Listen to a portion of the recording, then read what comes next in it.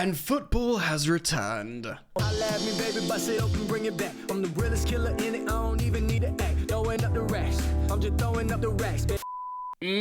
Yo, what's happening, people? Welcome on back to the channel Football Therapy with me, your host, Jan. I do hope you're doing well. Really do hope that. And yeah, this is going to be a video about a couple of things. Chelsea Stadium, some stuff I want to speak about to you guys. And also a match preview of the Bournemouth game, and utilizing X-Value, the stats platform that I use here on the channel, I have downloaded a match report preview, for Chelsea versus Bournemouth, or should I say Bournemouth versus Chelsea. Ding! Preview! So we'll be going through that together. It should be pretty interesting. Hopefully we'll learn something together as well. Enzo Maresca had his pre-match press conference. Sort of said exactly what we thought about the whole ownership civil war struggle, just sort of like, yeah, just focus on football, mate. Do you know what I mean? Which is always going to be what he says. He's never going to like take sides or anything. He says he's still speaking to them both. And to be honest, that's all I want to talk about. That's all I want to say on that subject, because it's friggin' boring, man. We've had to endure an international break, no Premier League football, more Chelsea-related drama. So it's just nice. It's nice to just be able to talk about football. But like I said, I do want to speak about this stadium as well. So we're going to get into that in just a moment. As always, thank you for joining me. Thank you for supporting the content. To those of you who have subscribed, thank you. And to those of you who haven't, hey, why not? You know, come on, jump on for the ride. It's the road to 200,000 subscribers. And as always, I'll thank you for dropping a like on this video. It's helpful. It really is. All right. So the reason why I wanted to discuss the situation with the stadium is because I heard some comments from Simon Johnson on the Straight Out of Cobham podcast, and it was kind of interesting. He said a bunch of stuff, which I'm going to try and reel off, about, you know, obviously staying at Stamford Bridge, or alternatively moving to Earl's Court, the plot of land down the road. And he spoke about the pros of moving. Before I go through those, I'd just like to say that my preference is to stay at Stamford Bridge. I think it is. I mean, I feel a little bit conflicted and divided, but my instinct, like my gut reaction is, you know, in this time of such, like, potent change, and there's been a lot of change, guys. The whole Chelsea blueprint and feeling has been ripped up, and I feel like if we move away from Stamford Bridge, people will feel like, what's left of the Chelsea we knew? So that's what my instinct says anyway. That's how I feel like off the bat. But Simon Johnson explained a few things, and I'm going to say them here. So he said, firstly, if Chelsea want this sort of Tottenham Hotspur-esque stadium, and I mean that in the good ways, as in like a modern stadium, what I think would genuinely benefit Chelsea is as a new stadium build is the design for atmosphere, for like a good atmosphere, which I think actually helps you in a sporting sense. It makes your team play better, like, you know, built for acoustics and sound traps and all that kind of stuff. And the way, like, you know, the spectators look over the pitch from different angles, and, you know, stadiums modern built are a lot more optimized for that. Of course, there's the whole revenue thing. There is fan experience as well. You know, the better the stadium, you can do a better fan experience, a better day out. You know, they want to do fan parks. Now, all that kind of idea for Chelsea can only be achieved in a relocation. So Earl's Court down the road. They believe this is what's being speculated by Simon Johnson. If you stay at Chelsea, there's two things. One, you do a stand-by-stand rebuild, which while they're doing it, it will take a long, long time. And while you do it, it'll affect the games while we're there. And it will and that will be the worst case scenario in terms of the final product. The final product you'll be in with, it will be better. The capacity will be a little bit bigger, but it won't be anywhere near optimized to what you could have had in a redevelopment or a rebuild or a relocate. It's like the bottom of the tree in terms of what you get out of it. And then, of course, there is the just knocking Stamford Bridge down and rebuilding at the same plot, so it still stays Stamford Bridge, the same place, just a new stadium and better in that plot of land. But that, of course, would mean Chelsea playing away, say, at Wembley for years. Chelsea's record at Wembley, as Simon Johnson reiterates, is terrible. Of course, that would be different in the league, you'd hope, but it really affected Tottenham badly when they had to move to Wembley, and we'd have to be there for years, I think. So I really don't like that either. And of course, the alternative of moving to Earl's Court, there is pros to it, and I'm not being a cheerleader here. I'm reiterating what he said.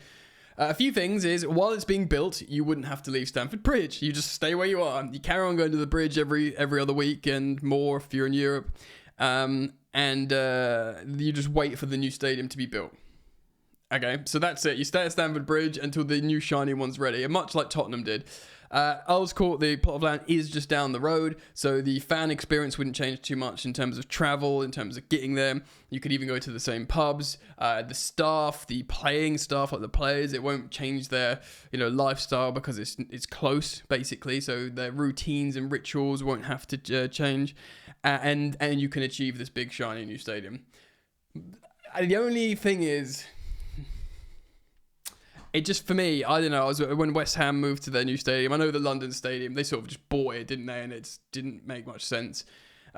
Granted, this is better for them now, but I don't know, I'm just very, very wary in a time where so much has changed and people are struggling to hold on to what's left of what they believe is Chelsea, to completely just...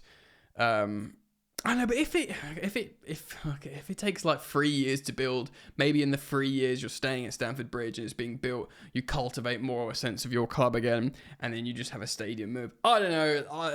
I'm a bit wary about it, but I wanted to bring those points up to you guys because I thought it was very interesting talking points. So let me know what you think about this potential stadium relocation to down the road. Or do you think it's important, just no matter what, to stay at Stamford Bridge, whether if you just try and do stand by stand redevelopment and make it a little bit bigger capacity, or go to Wembley for a few years? What do you think? Comment down below. Let me know your thoughts. Let's move on.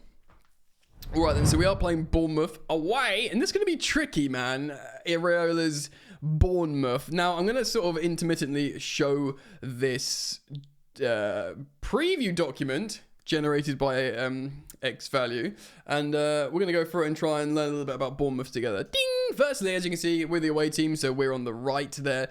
Bournemouth are on the left in the blue, and this is this weekend, match day 4. So let's have a look here, shall we? As you can see, we in possession. The heat map and average positions of players are pretty darn similar, actually. Chelsea have players closer together. We have like Jackson, and it looks like Cole Palmer. You see there on the right, 15 and 20, really, really close. And then the wingers out wide, and then we've got 2 players there. So they're actually quite similar. The only difference is with Bournemouth, as you see here on the left, the average positions, is they have the left back more advanced than us. Of course, ours inverts though, and you can see their forwards are much more wider apart, so less combinational playing tight. Of course, we know Jackson and Palmer can play really, really well close together. Now, if you look at the middle of the screen, and stay with me here, middle of the screen, you have goal difference and expected goal difference. Chelsea have 67, expected us 0.75, so we're underperforming a little bit in that sense. Expected goals per shot, a little bit higher than Bournemouth. I believe this is points, yeah, this is all per 90, so we get 1.33 points per 90. Not as good as Bournemouth. Bournemouth have started well. Of course, Semenyo midfield's been excellent as well. If you were to carry on looking here, as you can see, field tilt, that's sort of playing in the opposition half, playing up the field, I think. We're on the right, we're green, 59 to their 45. Counters, understandably, we've got less counters because we're more of a football dominant team. Set piece, non-penalty XG is quite high for us in terms of team stats and ranking. And then counters and set piece, and you can see all those other here. So very, very interesting. That gives you a little bit of an idea of how the teams play differently. Now, top performers by advanced metric. Non-penalty XG, of course, with Chelsea is unsurprisingly Jackson, Madueke, and Palmer. You've got Tavernier, Semenyo, and Evanilson for Bournemouth. Look at that. Tavernier 2.15 and Semenyo very high indeed as well. Open play assists, Semenyo there as well. This is loads of people have him in their fantasy football, Semenyo. Maybe I should get him as well. I was looking. Maybe I'll reconsider that. And expected offensive value added and expected threats. Jesus, this guy's crazy. For us, it's pretty damn similar. It's Palmer and Mudryk, Palmer and Jackson mainly. Interesting, a lot of our threats comes from the centre-back passes as well. Yes, look at these charts in the middle. I want to show you as well. These are expected goals. So for Chelsea is the most salient point here. The 3 games that we've played, as soon as we've had that first game against City, which was tough, we didn't play awfully. Our expected goals kind of like peaks out and levels out. But as you can see, sorry, the expected goals is the dotted line, I think, because we definitely outscored our expected goals against Wolves. This is a little bit confusing here, actually. I think it has leveled out. Bear with me. So much for like just showing you this and not understanding it perfectly. Work in progress. Anyway, I do want to talk about the game a little bit. We've been confirmed that Malo Gusto isn't fit, and he won't be playing. Reece James, this is an interesting one because Reece James is now allowed to play. His ban has been lifted. Whether he will go straight into a Premier League start here, I'm not so sure. I don't think he's necessarily been pictured in training much. Maybe that's a tactic of Chelsea for, Bournemouth to not expect him. What I do expect probably is Axel Disasi to be starting as the right back. It could be Josh Achimpong, who of course is very, very highly rated by Chelsea, but I can't see him being thrown in to get a Premier League start straight away, personally. So I reckon it will be Axel Disasi. Of course, it will be Rob Sanchez in goal. I do think it will be the continuation of Levi Colwill, who had a good international break. Wesley Fofana, who said all that stuff about Marseille that wasn't very helpful. But I think it will be those two. And I do think it will be Marc Cucurella. Actually, it is tricky, isn't it? Because it makes you think who's going to invert here. He always inverts the right back. Reece James, Malo Gusto. So if Malo Gusto and Reece James aren't available, is Disasi going to invert into the midfield? You'd say absolutely not, wouldn't you?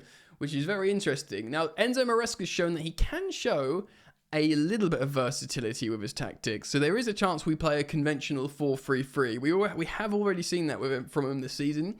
And maybe in the absence of a player like that, because you could say Renato Vega inverts from left back, but you just imagine Cucurella starts.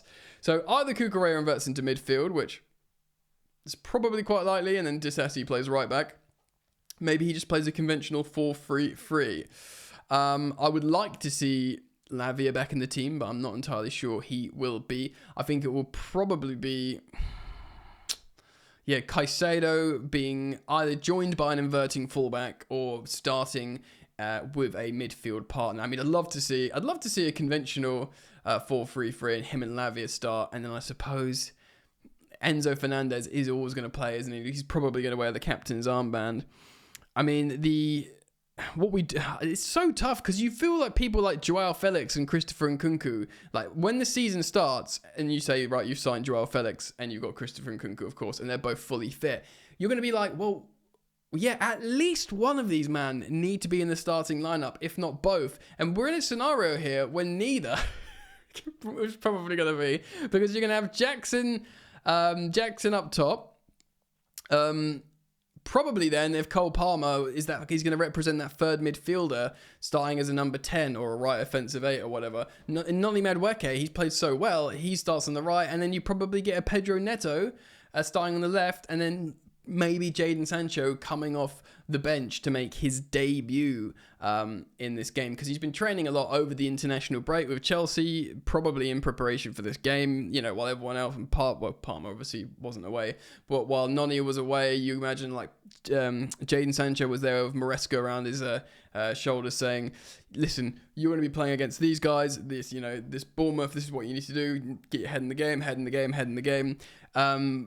But I reckon probably for the sake of just not throwing him into a start, I think a Pedro Neto starts at left wing, and then Jadon Sancho makes his debut. So let's just quickly run through this lineup that I've built frantically in my head once again. So Jackson top, I do think Neto and Madueke on the wings. The midfield three will be then Cole Palmer, Moises Caicedo.